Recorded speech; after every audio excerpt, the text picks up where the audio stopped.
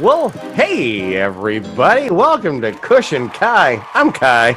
I'm Kush. What's good, y'all? Oh, god damn it. There was a time a little while ago when Kush sent me a little text that was like, are you watching this show Cobra Kai? And I was like, what do you mean?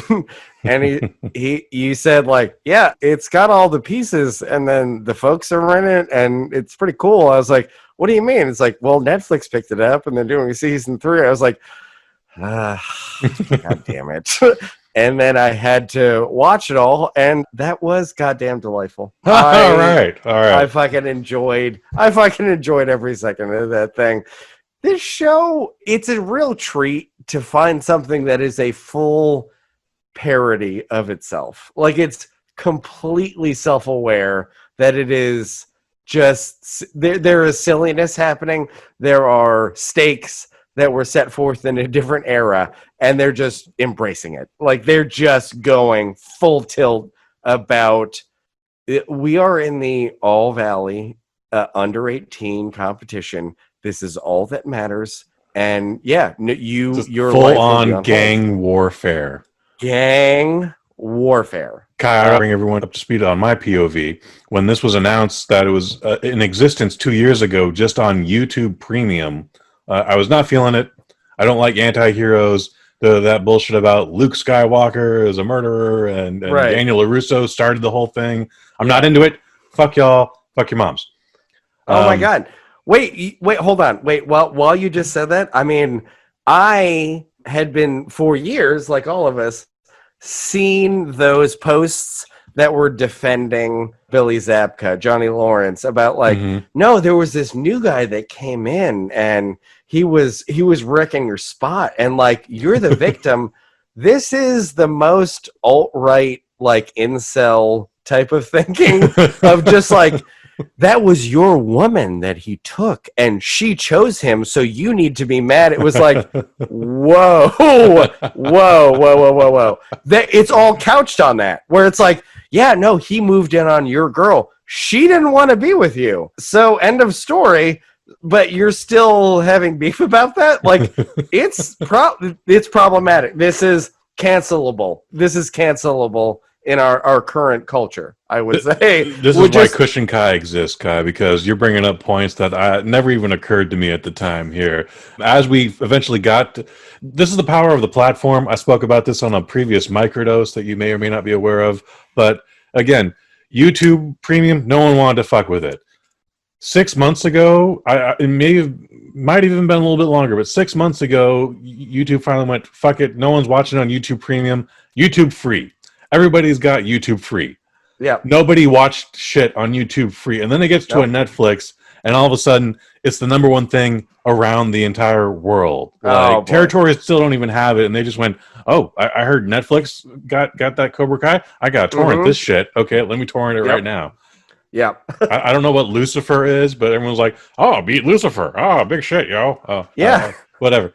Cobra Kai is this perfect mix of nostalgia playing on a reboot, not necessarily going with an anti-hero thing, but showing a different POV of, well, this was my experience throughout that whole thing, but also making our protagonist from the previous series 30 years ago, he's kind of evolved into a D-bag himself. Yes. Okay? He may not even be trying to be a D-bag. That's just kind of just how people grow up, I guess. Well, I mean, the first step that they took was flipping everything, where it was like the bully goes into a time machine from 1984 and just wakes up later. And then Daniel LaRusso takes all these lessons and, determination and makes himself a businessman in the Valley, which is actually shot in Atlanta, most of it. Okay. Yeah, awesome. I was listening to it. I was listening to an interview with the creators, but they were like, yeah, it's mostly Atlanta. We shot in the Valley a couple days. But they switched this story where it's like, yeah, Billy Zabka was perceived a prominent family. He was upper crust there. And Daniel LaRusso was this out-of-towner that came in and stole his girl and was doing all this stuff. He was an Italian minority guy. Oh my gosh! Generation Italian American. Disgusting. You know, like, how could that in be? a lower tax bracket, living in Reseda? Disgusting. Yeah, living in Reseda. They go back to the apartment a number of times, but it does turn into a class thing. But they flip it. So this series, I have to say, like, at the top level, what I love about this show is that it is like an 80s movie that takes place with the Benetton level ad of everybody's diverse. Mm-hmm. There's gender whatever. There's a lot of underage drinking. But it is, you are what you are, but the police won't be called. We're going to brawl. There's going to be shit in school. And it's game on. That's definitely the overall arc of these high school teenagers. But you know what? Teenagers these days, teenagers my days, teenagers and the days before us, they're all drinking in high school. They're all going to the lake and getting slammered, whatever. Yeah, not just underage drinking, but drinking and driving from all parties. Everyone is getting hammered and then driving. Everyone did that shit. Yeah, I mean, again, it's the 80s again. The Uber doesn't exist. There's no Lyft. I can't tell. I mean, they have social media, but you can't, it doesn't seem like Instagram or Snapchat. Like, they have, comparisons for a lot of those things, but it makes me think, like, does Trump exist in this universe? Like, is there, because a lot of these kids would be posting a lot of political shit, like, in this cycle. Is that going on? You make a great point to go back one step where, these kids have full on like luxury cars, and their parents would absolutely opt for them to just have a huge tab on an Uber account these days. Yeah. So they're just split off. They want to know where their kid is coming from and going to. Like at one point, we meet Daniel LaRusso's daughter because of a vehicular accident where someone's SUV. That's where we're first introduced to her. Yeah, that's where we're first introduced to the LaRusso girl, Samantha LaRusso. Samantha, who again I appreciate because she's not perfect. She's trying to live it up. But yeah, she is annoying as all shit.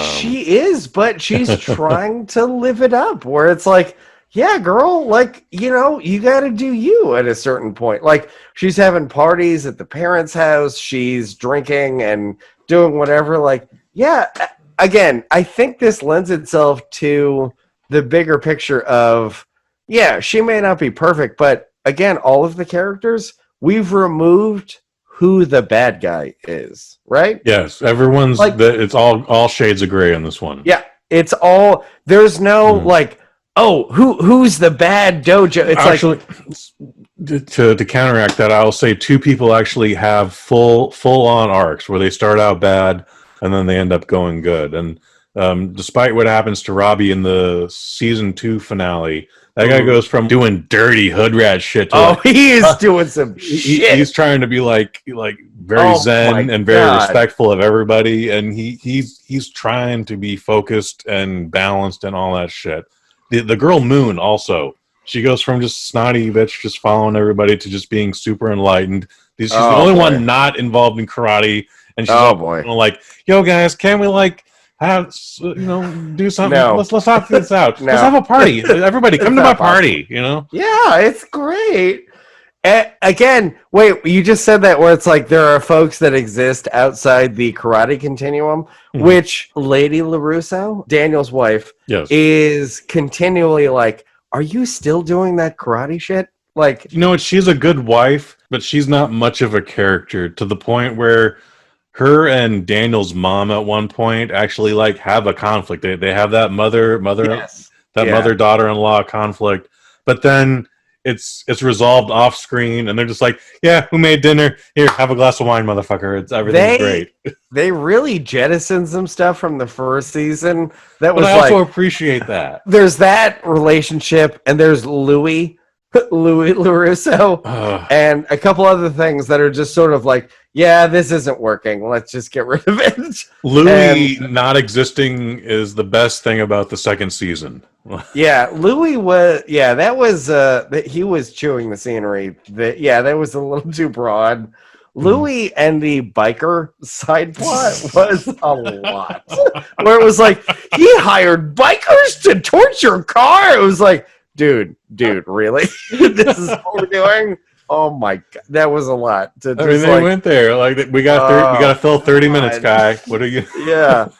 Oh, yeah. You have to contend with that. And then wait, it leads to. Oh, Kush and I have talked about this before. My favorite and then least favorite plot device, where it's like, would you describe the crime that happened? And they're like, no, I won't. But it would just be so simple if you said, yeah, Louis showed up and destroyed the things, except you just said, the LaRussos suck, and like they just group all of it together. Except if you would just described like they showed up and then they did this and then that was bad, and then the other person might have gone like, wow, I don't agree with that. Maybe they shouldn't have done that. It's all like Cobra Kai is bad. Like it's all grouped together. Well, all right. Well, to be fair, there are also side tangents. So eventually, Billy Zabka, Johnny Cobra in Mexico, Johnny eventually goes like, yeah, this goon, yeah, Louis came by and torched my car. He eventually spits that out, but it's like 10 minutes of yelling had to happen before any of that comes out. And everybody's getting ready to do a martial arts fight here, and then they get to it. But that's a thing that comes up repeatedly, maybe a dozen times over the entire series. They don't explain why they're angry and going to attack your studio. they don't want to explain. They just want to fight or destroy some bonsai plants or spread toilet paper. That's the main thrust there. Well, there's also the scenes like where Miyagi-Do's studio gets totally vandalized and Mr. Miyagi's Medal of Honor gets stolen. It's a big thing. It's a big plot device for 3 episodes. But eventually that medal is returned, not by the guy who stole it, but by just anybody. But even then, that detail is left out. Robbie receives the medal and he decides to just hide it in the backyard so that the nerdiest dude could find it. Well, wait, they come back to it in season 2, where it was like he didn't tell girl LaRusso, Sam, what actually happened, and then she takes that. But before we'll get to this, everybody. We'll get to the high school brawl. We'll get to that.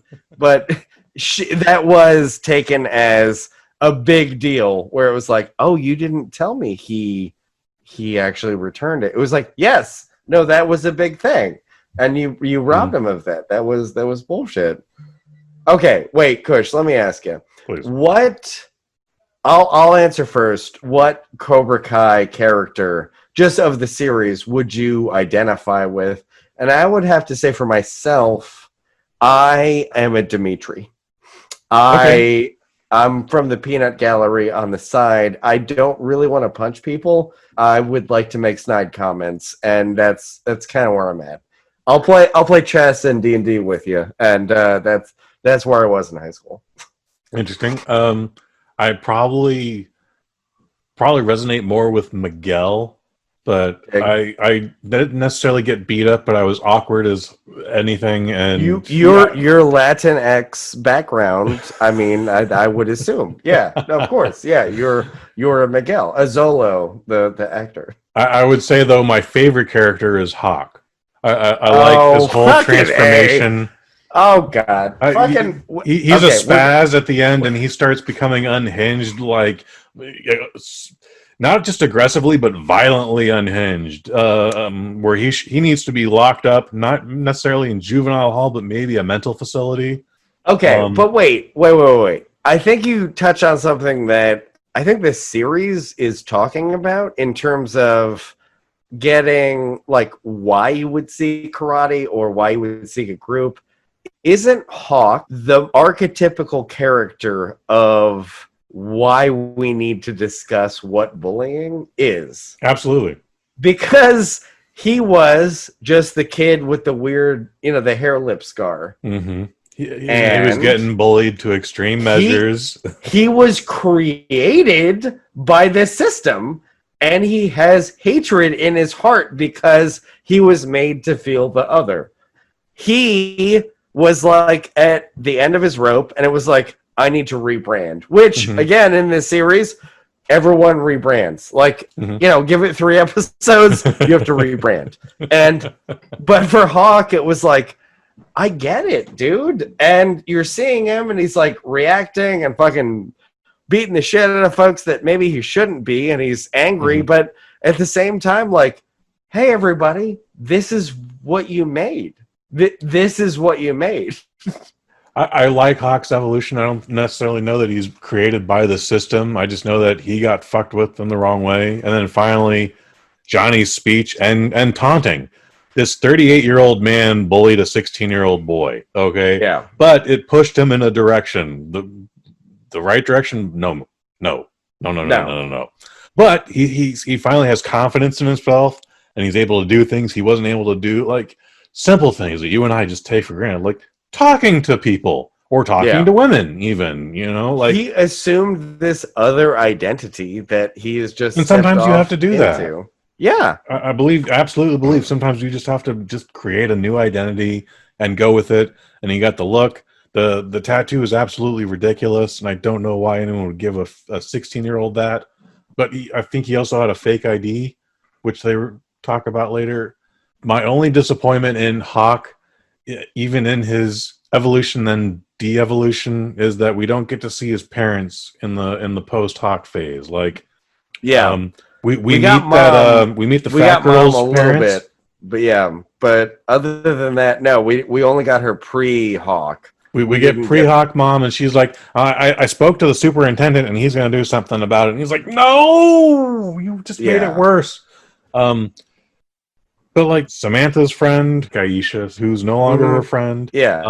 Eventually we meet her mom, and she's like, Cobra Kai karate is the greatest thing that's ever happened to my daughter. Like, she's got confidence in herself. Her grades are going up. Like, she was already smart, but her grades are going up. She is the daughter of the football player. She's no longer awkward. Like, it's just nothing but positives from all this bullying that she did endure. Wait, she also does at the drunk party where Miguel is drunk and doesn't recognize that Samantha hasn't had access to her phone all day. She does the front wedgie to the girl where great I moment. think that could do lasting damage. Like, that could shear parts of the female anatomy off. Like, that might be a hate crime. Like, the labia could be damaged irreparably in that scenario. I don't know about a hate crime, but definitely assault. Labia she never touched her. Labia assault is a hate crime. In today's media. You could be canceled for shearing labias off with underwear. Oh, good to know. Yeah, that was her overcoming her aggressor, her bully. That's her work. That was her hero moment, unfortunately. Yep. That's her doing work. I like this show because it's very aware of itself. It is. The guys, I feel like it's more pandering as opposed to aware. Like, there are several times where just like Miguel goes, "Yeah, dude, the '80s have the best music," and it's like it doesn't. But there's many great hits in the '80s. Like, no, of course, but that this series is aware of itself is a testament to the creators, which John Horowitz and Hayden Schlossberg, who did Harold and Kumar and Hot Tub Time Machine. They're like a writing team. Feels that makes perfect sense.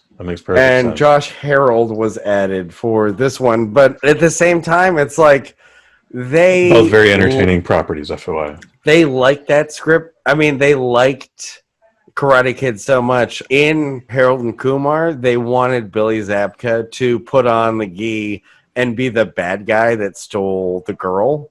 Is Zabka in Harold and Kumar? He is not. He turned it down. He said, I don't want to put on the gi again. Like, I don't want to do that. Okay. And but then he is in Hot Tub Time Machine, right? He is. Okay. But he went back to them. I think that happened because he went back to them and said, I wish I had done that for Harold and Kumar. Like, I don't know why I hadn't. But they went back, and those folks, like, I mean, they're so into what it would have been, or all those themes had been, and they were so into it where it was like the first trailer that came out, it was like from the creators of those series. They immediately were like, you have to take that off. We don't that's not. They were just like, that's not no.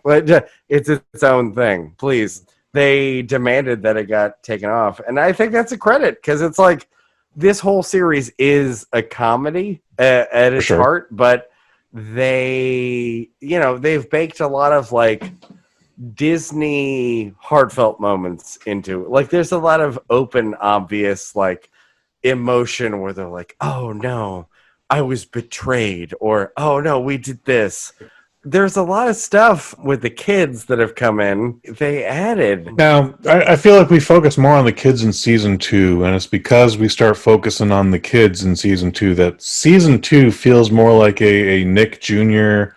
or some sort of Disney Plus TV series, whereas that first season feels like a perfect companion to the Karate Kids series itself.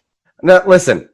We haven't even gotten into some of the basis for. We haven't even talked about the story. No, we haven't even gotten into it. No. People, I have a brother-in-law who was not into this show. He watched half an episode and was like, this is stupid. I don't like this. I was asking him, like, wait, what didn't you like about it? And I guess he doesn't understand parody. Okay. This is one of the most self-aware shows I've ever seen. Mm-hmm. They have Lady LaRusso in the second season when they're being seated at a table next to Billy Zabka and his date. Yeah, they're both like unclear. Like they keep interacting with each other in unnatural settings where it's like, oh my God, did that happen? It is that kind of magic where it's like, oh no, this is an 80s movie where we're going to manufacture these kinds of moments. They let Lady LaRusso be outside of it, where she is like, are you really doing your karate shit still? She at all points she definitely calls like, Daniel out on that stuff. Like, yeah, she's good. Like, are you really doing it? But there's a specific line where the server is setting them down and then is like, is this a problem for you? And she's like, oh, no. They have warring karate schools. That is the ultimate, like, yes, the 80s are still alive. It's fine. A great line and it's a great delivery because she's still aware of this, but she's also trying to be supportive, but she's also at her wit's end with this bullshit. The neighbor / date of Johnny, she's 100% in the dark of all this. She has no idea who these two people are. She thought she was originally just going to go on a date with her neighbor Johnny, who's Miguel's mom. I forget her name at this moment. She's the only one that's completely blind, and she just has some of the best reactions. But it's those two, her and Lady LaRusso, that are keeping things balanced for the most part.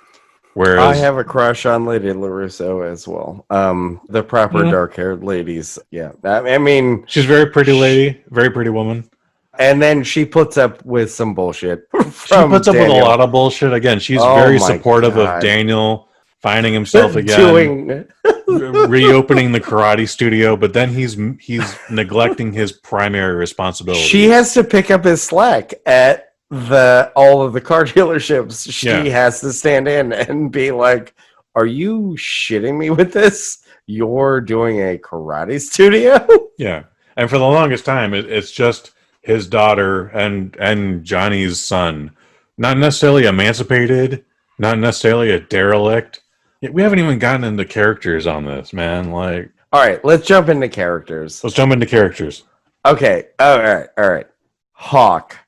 One of my favorite characters. One of my favorite characters, too. Eli Moskowitz. And I think this is an encapsulation of what bullying is. For sure. He was the focus of bullying.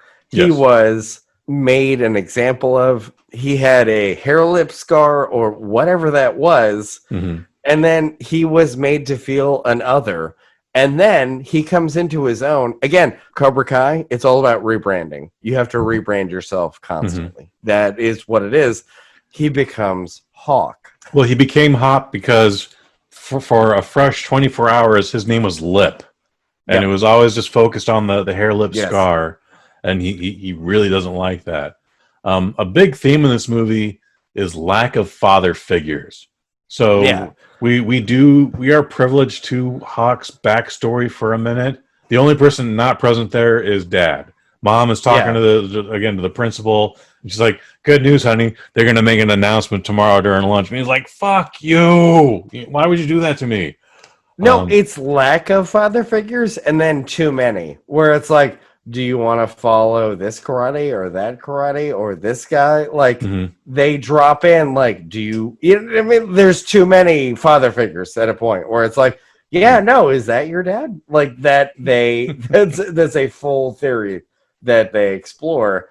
And Hawk, I mean, unfortunately for him, he's on this path where he wants to avert himself being embarrassed or being marginalized, which has him occupy like a bully. Like he wants to become that in and of himself. Like definitely enjoying bully lifestyle. Like there's some new recruits at the Cobra Kai, and he's only happy to treat them like shit.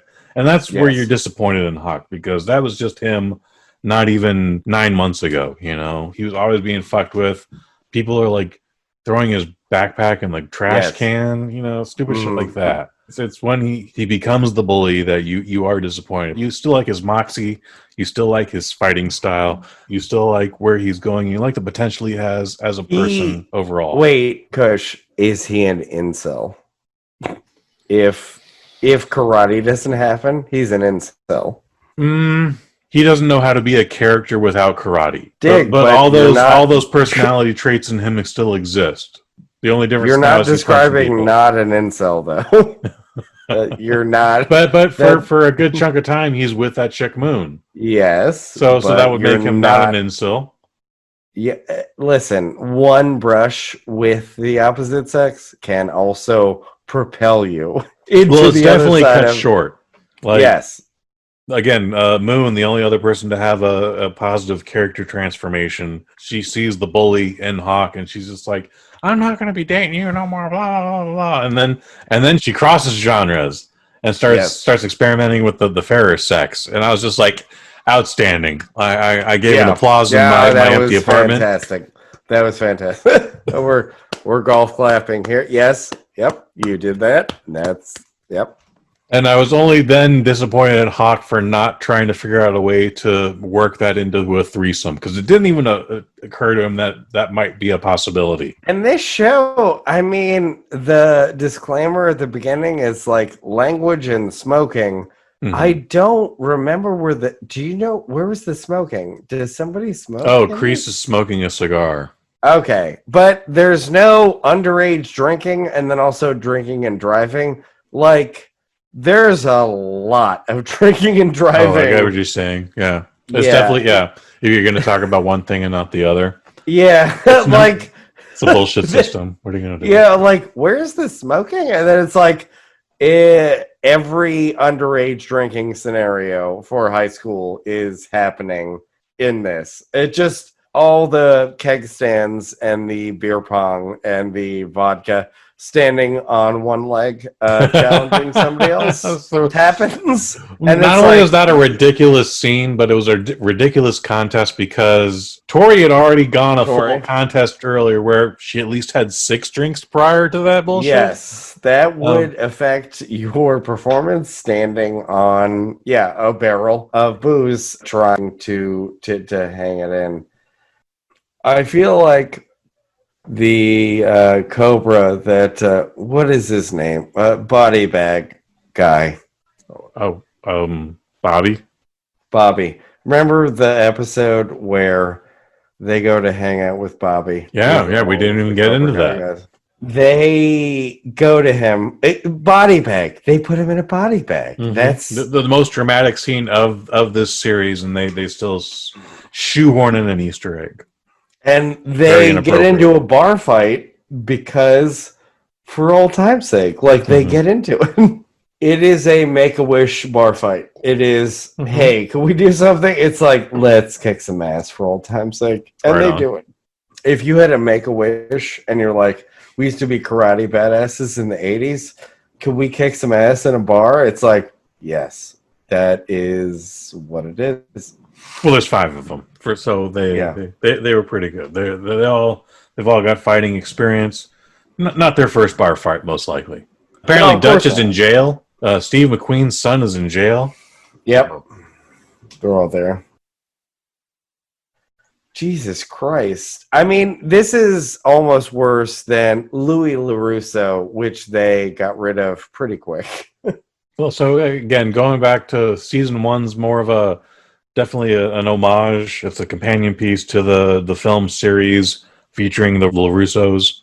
Season 2 becomes that Nickelodeon show, that Disney Family Channel show, where they're like, it's they're what doing it naughty is. shit, but no one's really gonna get hurt. Oh, and here's the goofy fat guy with the 40 ounces taped to his hand. And by the way, I love that fucking guy. It's called Edward 40 Hands. Edward 40 Hands. Yes, he's all about it. He is also like, this show is sort of if the 80s existed now, but Walter Paul Hauser. He could have existed in the 80s. Like that guy, he could have been cool. there. Yeah. Everybody else is like, no, you're too Asian or we can't deal with that. But that guy is like, yeah, no, Edward 40 Hands, yeah, of course. Yeah, look, that guy is fine. Yeah, it's good. Okay. I have to say, at the end of season 1, that they let a kid that is limping and had his shoulder dislocated, he can compete. They technically didn't know his shoulder was dislocated because there's no real medical professional on board. There are EMTs there, but there was whatever. There was an EMT that showed up. Yeah. There was an EMT that was addressing his wounds. Yeah. It is what it is. I appreciate that they tried to tease it as hard as we're going to recreate that whole movie, but do it backwards, do the mirror version of it. But, like Daniel's doing the hand clap and the rubbing, and then he goes, yo, medic. Get it, medic. That was great. I mean, again, this show is aware that it's a self-parody. Which I saw no reason fantastic. for them to announce Daniel LaRusso being a part of the competition. And also, they really lean hard on him winning that thing 2 years in a row, as if it's never happened since then. No one else has competed in those 30 years. Yeah, the whole thing, you can nitpick the shit out of it, but it's what it is. We just got to get the plot moving forward. Strip mall karate, Kai, has gotten incredibly sophisticated, especially at the All Valley Under 18 tournament. I have to agree with you here. It's very sophisticated in terms of there is a kid in the first round that is doing strictly capoeira. That's okay because there was a capoeira guy in the original movie too. Yes, but this is not a capoeira competition. They're just we're being all inclusive. All martial arts are welcome here. No, that's just our branding, like the Washington Redskins. We're just following tradition. No, oh, it's not the Redskins. It's the Washington professional football team. No, he is not doing karate. He's not doing karate. I agree. He's doing capoeira, and I feel like the refs would stop the fight and go over to the coach and say, he's not doing karate. You can't be in this competition because you train for the wrong sport. You can go, capoeira is 2 doors down. Go do that. There's no capoeira 2 doors down, though. Like, that's it. This is most likely an homage to the school that was in the first. What I said was polite because for sure. If you push the point, they say, fucking kick sand, get out of here. You're not doing karate. Fucking, you will do karate or get the fuck out of here. He's not doing karate. He is flipping over and doing some shit that is not karate. You have to go. Hey, like, as long that as wasn't karate. to the face, that wasn't karate. All right? You just gotta hit between the waist and the shoulders. That's Like, if you have Joe Rogan jump in there and he chokes somebody out, it was like, oh, win! It's like, no, there's no chokeholds. Like, that's not a thing. You have to kick and punch. That's not. No, you don't as win. brought up in the panel discussion a few episodes earlier. They are trying to rebrand. They are trying to modernize. They are trying to get a crowd as attendance has been dwindling over the past plus years. I'm amazed that the under 18 karate community, the board, there's 5 people and they have a budget and they're choosing things like that's that I mean it's an active, lively board. Like, people still give a shit about karate. That was the most novel According to thing. Johnny Lawrence, it was as big as the Super Bowl in the Valley. It's the biggest Super Bowl. It's as big as the Super Bowl. The biggest thing in the Valley. I don't even get it. Oh my god. I loved that Johnny Lawrence seemingly just fell into, like Encino Man, just fell into an ice block and then woke up in 2018 and literally had the phrase like, "What's the internet?" Yeah, I my least favorite trait of Johnny. Yeah, he's never heard of the internet. He Never doesn't know heard how of to it. turn on a computer. He's got a phone, but he doesn't know what a smartphone idea. is. Like, No idea.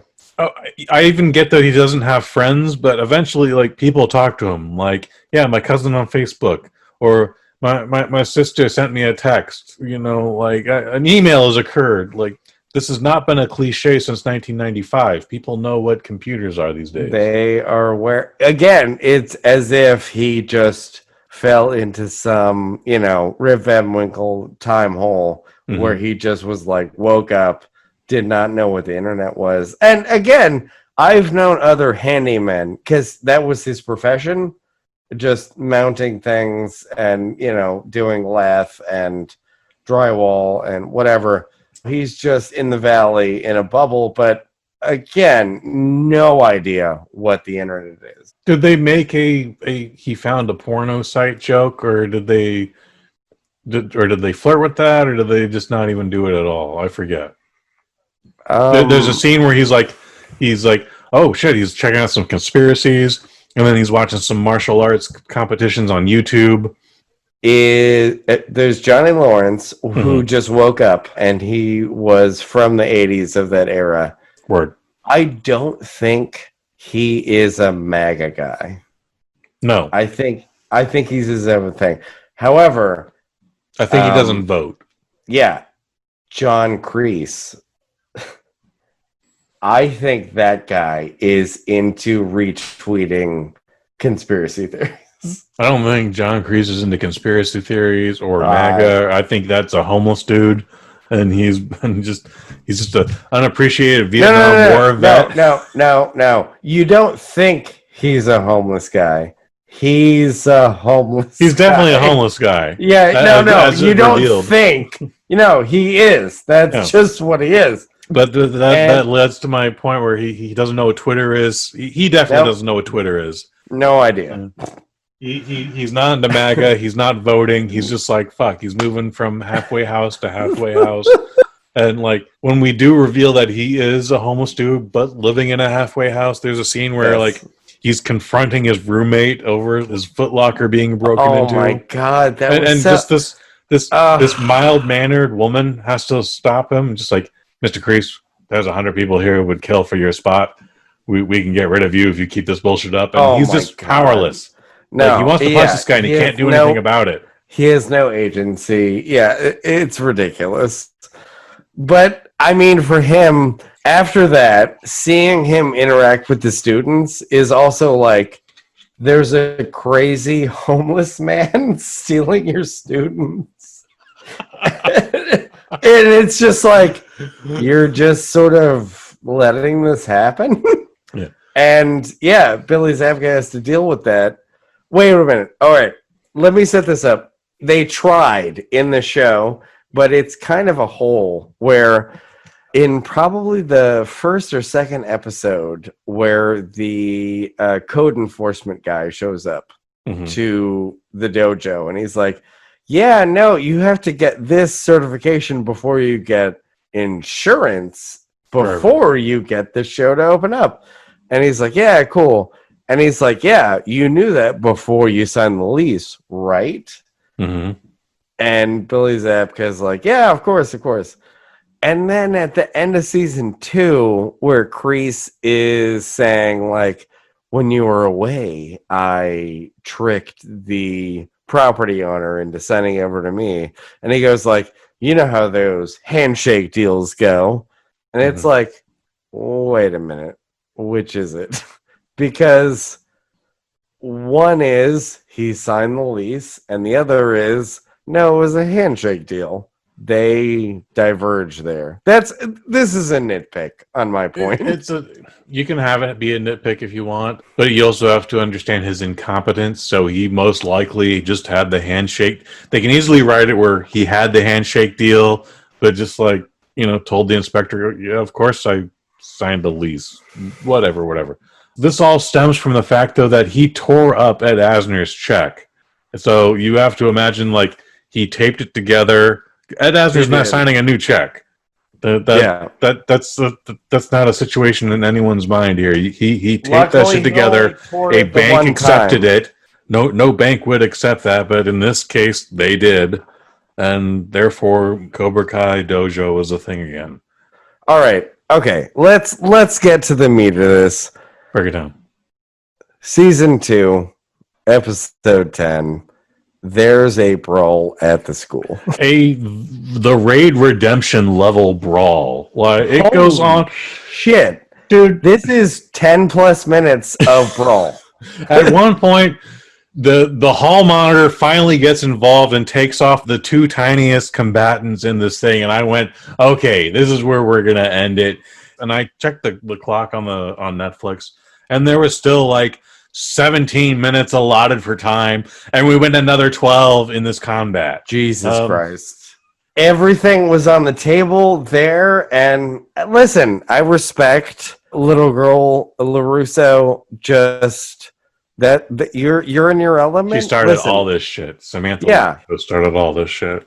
Of course. Listen, you make mistakes, you do the shit, but if only Robbie didn't mistake Miguel just trying to break up the fight. I was worried. They were fighting right near a railing, and yeah, Miguel. I mean, this is classic chick on chick violence, where you're with your wife at the bar. She gets into a fight with another girl, regardless of who started it. All of a sudden, now you're fighting her boyfriend. Yep. Like, you just wanted to stop the fight, but he thinks you're fighting his girlfriend. Yep, that shit crops up. And then all of a sudden, like 17 other people are now involved, and you're just fucking folks flying in from fucking everywhere. Knees are being driven into skulls, into high school lockers, with the exception that no one got impaled or their necks snapped. This is like the most violent high school fight I have ever seen in my life. Oh, it's crazy. Wait a minute. And also, too, that you have a bracelet that has blades on it that you're going to kill someone. The bracelet, the bracelet is incredibly corny. It's anything that you've bought at Hot Topic. Yeah, they brought it up earlier in the season. Like, I like your bracelet. Yeah, and she even has a story with it. She's like, yeah, this one time this guy grabbed my ass, and then I backhanded him. Or whatever the story was. And I was like, yeah, that would probably feel uncomfortable to have those plastic spikes hit you in the face. Christ. She was, I'm going to end it tonight. Yeah, no rules in the tournament, bitch. That was end times. She was like, it's tonight, bitch. She was getting ready to commit some homicide shit. And still, those plastic spikes not only cut through cloth, but through chunks of flesh left like Samantha razors. Forearm. She needed medical attention. Like it was immediate. And then for the finale here, Miguel, I am impressed with them for making this move. Miguel goes over the railing. Young Miguel, who is the alpha male on this, he's the primary aggressor. He's in control of the fight. He was fully formed as a fighter. Yeah, he takes a step back, and he shows mercy, which is what at this point in the show Sensei Lawrence has been teaching. Like, we should be more merciful. Strike first, strike hard, maybe And some then mercy. Robbie bitches out. Robbie And throws showing those instincts from his dad. throws Hand in him hand. over the fucking rail, and Miguel is paralyzed. Miguel bounces off a handrail onto steps and then slides down onto the floor. Jesus Christ. Yeah. He's in a wheelchair until Best case scenario, he's Miyagi-Do magic can make him walk again. the hematoma he got from falling a full story onto concrete steps. He should connecting with his fourth and fifth vertebrae, disconnecting it. Yeah, he could easily suffer a hematoma and die. Yeah, but that's where we left. To be continued. To be continued. Season 3 will continue on Netflix. Here's what we know: is John Kreese is now in control of Cobra Kai once again. John Lawrence has walked off away from the sunset. He's abandoned his life. He's trying to do a Kwai Chang Caine thing. Samantha LaRusso's in the hospital. Young Miguel, possibly paralyzed, best case scenario. Roddy is on the run from the law. He's absolutely going to jail for this. Gosh, I'm looking forward to season 3. Like, I want to see where they go, because Miguel is crippled, and we're going to see some shit where it's like, believe in the karate and you will stand again, and that's going to happen. Like that can't not happen, right? That has to happen. No, that's where do you think Robbie's going to be in season 3? He's gonna have a lot to explain for fucking kicking Miguel over the side. Like, he's gonna be out. There's gonna be a switching of schools, I would imagine. For sure. Like, he's gonna have to come back. Like, he's gonna have to go to Cobra Kai. Okay. What do you think is going to happen to Tori? She should absolutely be expelled just for assaulting the woman in the PA office who makes the daily announcements. Yes, that's how the whole fight started. The woman that makes the PA announcements. You're talking about the principal? Yeah, no, that didn't make any sense at all. No. Tori's going to disappear. Tori's going to disappear? You don't think we're going to find out who her parents are? Because we have never met her parents. No, Tori is out. Okay, Tori's out. We're just going to focus on... Yeah, Tori was ends to a mean. I mean, I'm also grappling with... They set up that Elizabeth Shue is coming back. Which I'm like... Okay. How do you feel about Allie coming back in season 3? Do you think it'll be just for one episode? Like, you done well with yourself, Johnny. You could do better. Or do you think she'll be like, she'll have a full arc again? Listen, the base. I would argue of all the actors involved in this series, she does not need this show. No, she doesn't. But for the base comparison of like, Johnny's doing this and Daniel's doing that. If there's a lady coming back, Johnny's, he's single, and then Daniel has a family. It's like, it'll go to him. That's just. Do you think that she'll interfere in Daniel's marriage? Well, at least for one episode. For one episode, fascinating. Yeah, no, it'll be brought up because again.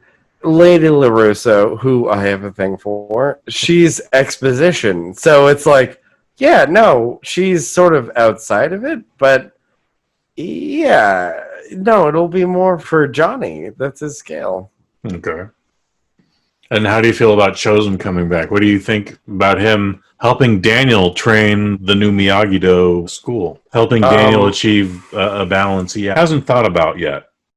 I don't think it's going to work out in whatever sense. Like, that's what this show is like, there's no Miyagi. So he doesn't know what the balance is. He has to make it up. It's like the best parts of Game of Thrones, where it's like, oh no, I'm not ready. That's the point. Like, that's that's why everything works, is you're trying, but you're saying like, no, I don't think I'm ready. It's like, yeah, that's what it is. What do you think about Terry Silver possibly coming into the fold? Not confirmed, just hypothesizing. I mean, if they do it, they do it. Yeah, like what? I mean, what do you want me to say? Like, great, go for it. Okay. So I imagine the same answer with Bad Boy Mike Barnes. Yeah, Remember, we're going deep into the Karate Kid lore here, man. It's only a matter of time before we get to Hilary Swank. Anyway, everybody, I would recommend Cobra Kai. There is so much there to unpack. You will find things. I mean, just Johnny Lawrence listing Iron Eagle and Iron Eagle 2 as his favorite movies on a dating app is fucking fantastic. It totally makes sense for his character. I am surprised he didn't add American Ninja to his cinematic repertoire. 100%. 100%. Good shit. All right. Well, Folks, you can find us on thebosnet.family/Kush and Kai, where you'll find all the previous episodes of Kush and Kai, 50 episodes, one for each state of the union that we live in. And I've been Kush. I've been Kai. You've been you.